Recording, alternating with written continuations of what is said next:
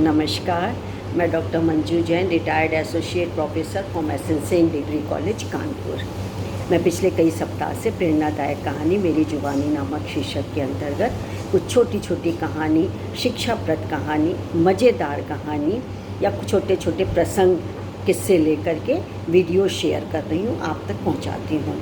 तो मित्रों, मेरा इस कहानी के माध्यम से जन जन तक, या जो मेरी कहानी में रुचि रखते हैं, सुनने में रुचि रखते हैं, अपने बच्चों को या अपने नाते रिश्तेदारों को भी शेयर करते हैं, तो मेरा मकसद सिर्फ एक ही है कि इन्हीं छोटी छोटी प्रेरणादायक कहानी या शिक्षादायक कहानी या मज़ेदार कहानियों के द्वारा हम अपने जीवन को तो संयमित करते ही हैं, लेकिन कहीं हद तक हम विपरीत दिशा में हम अपने आत्मविश्वास से जुड़े होते हैं। कभी भी जब भी विपरीत स्थितियां आएंगी तो हम डगमगाते नहीं हैं, हम ऊर्जा से, धैर्य से समय का इंतज़ार करते हैं, जल्दबाजी में काम नहीं करते हैं और नहीं करना चाहिए।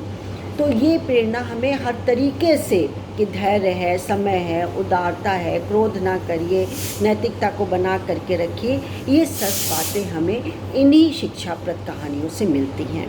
तो बच्चों के उत्थान के लिए, विकास के लिए, मानसिक रूप से स्वस्थ होने के लिए उन्हें ये कहानी की आवश्यकता है। और आज के भागम भाग युग में जहाँ बच्चों को कोचिंग से और ट्यूशन से और इसके मोबाइल से जो पढ़ाई हो रही, नेट से पढ़ाई हो रही है, एक्स्ट्रा करिकुलर्स करना चाहते, उसमें उनको जो समय नहीं निकाल पाते इस नैतिकता भरे मूल्यों की या नैतिक मूल्यों से विपरीत होते जा रहे, दूर होते जा रहे हैं, तो यही मोटिवेशनल कहानियाँ उनको संयमित करती हैं, बांध के रखती हैं।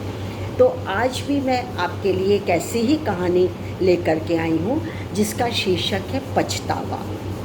पछतावा तो जानते ही आप कि कोई गलत काम कर लेते हैं जो हमको ज़मीर हमारा इजाज़त नहीं देता है, या कभी जानबूझ के ही कर लेते हैं, अनजाने में भी हो जाता है, तो वो काम नहीं करना चाहिए, या दूसरे को उससे बहुत हानि पहुंची है तो हमको स्वयं को कष्ट होता है, पछतावा आता है, अफसोस हम करने लगते हैं। ये पछतावा है।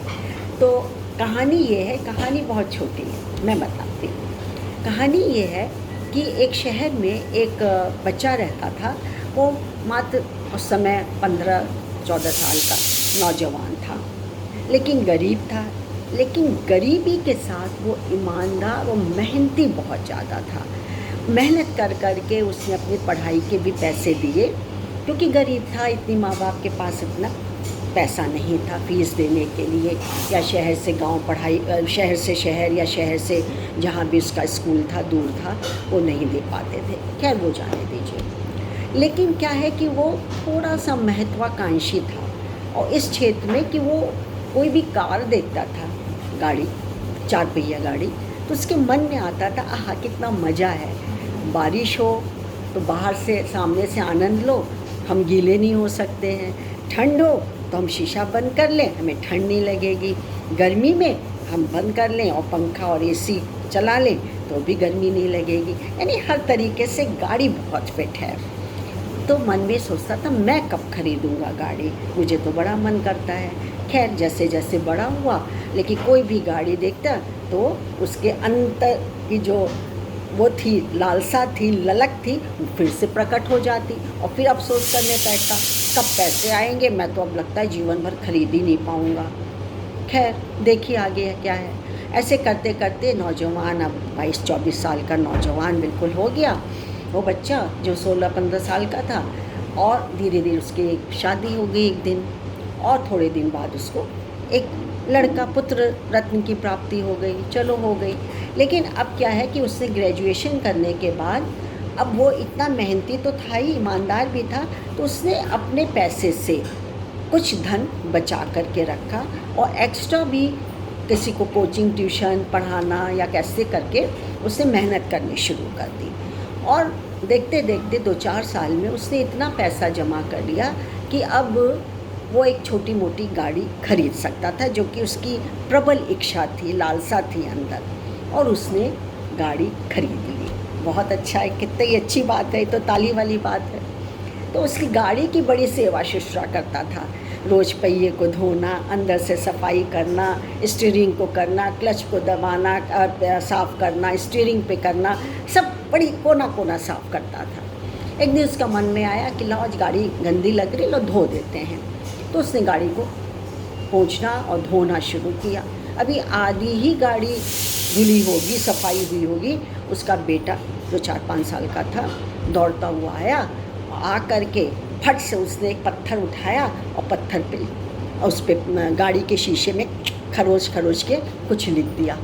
तब गुस्सा आया उसके फादर को, उस नौजवान लड़के की जिसकी बात बता रही हूँ, उसको इतना गुस्सा आया कि आओ देखा न ताड़ों से 2 चांटे थप्पड़ मारे और गाली गलौज देता हुआ, कान उमेटता हुआ, घसीटता हुआ वो अंदर ले गया और एक कमरे में बंद कर दिया और कहा कि निकलना मत, और आज का तुमको खाना नहीं मिलेगा दिन का, तुम बहुत बदमाश होते जा रहे हो। देखते नहीं कितनी मुसीबतों से मैंने गाड़ी खरीदी है, कितनी मुसीबतों से मैंने पैसे जुटाए थे, तुम्हारे पैसे खर्च होते हैं, फीस में खर्च होते हैं, इसमें होते हैं, क्या समझते हो तुम अपने आप को। खूब उसने खरी खोटी सुना दी। बस ठीक हो गया, गुस्सा आया, शांत हुआ। जब वो बाहर आया, बाहर आके फिर वो अपनी गाड़ी जो अधूरी छोड़ गया था, फिर से उसने पाइप उठाया, धोना जैसे ही शुरू किया, उसने देखा कि लिखा क्या, देख तो लो, कहीं ऐसा ना हो कि धुलाई में पूछ जा। देखा तो उसमें लिखा हुआ था, आई लव यू पापा, you are my hero, you are superb.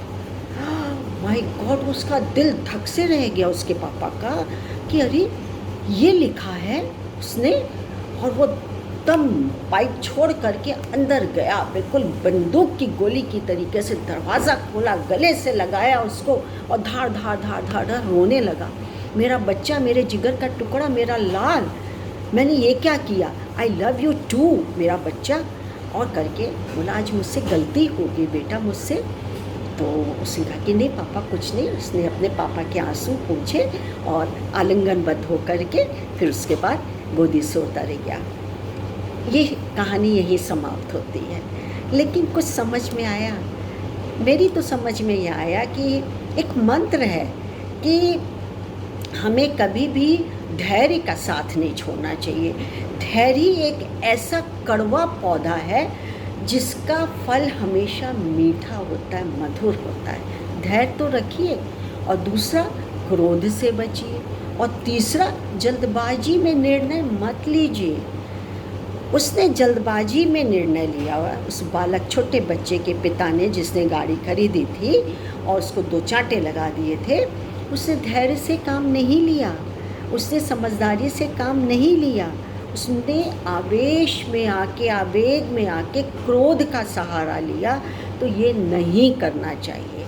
आप हमेशा, कोई भी हो, मित्र मंडली हो, मित्र हो, सखा हो, आपके नाते रिश्तेदार हो, आपके पड़ोसी हो, आपके खुद के बच्चे हों, यदि कुछ भी गलती कर रहे हो तो उस समय आप शांत रहिए।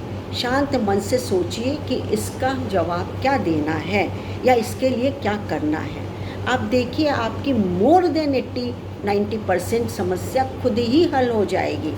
मैंने बताया ना, धैर्य एक ऐसा कड़वा पेड़ है लेकिन उसके फल हमेशा मधुर होते हैं। धैर्य से आप लेंगे तो आप ये स्टेप मारने वाला, कमरे में बंद करने वाला, गाली देने वाला कभी नहीं लेते। आप एक बार आजमा के देखिए, क्योंकि हमारे परिवेश में चिंताएं हैं, हमारे परिवेश में, हमारे परिवार में आस पड़ोस उदासी है, चिंताएं हैं, कष्ट है, सब कुछ है।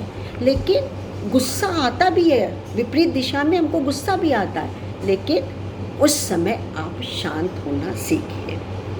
मुझको लग रहा है कि आज आपको ये कहानी बहुत अच्छी लगी है अपने बच्चों को सुनाने के लिए। तो अच्छी लगी हो तो आप शेयर करिए ना, और सब्सक्राइब भी करिए, लाइक भी करिए, सब कुछ कर डालिए। फिर आपको एक कहानी मैं कल फिर ज़रूर सुनाऊंगी। तब तक के लिए मुझे आज्ञा तो देंगी ही आप। नमस्कार, थैंक यू।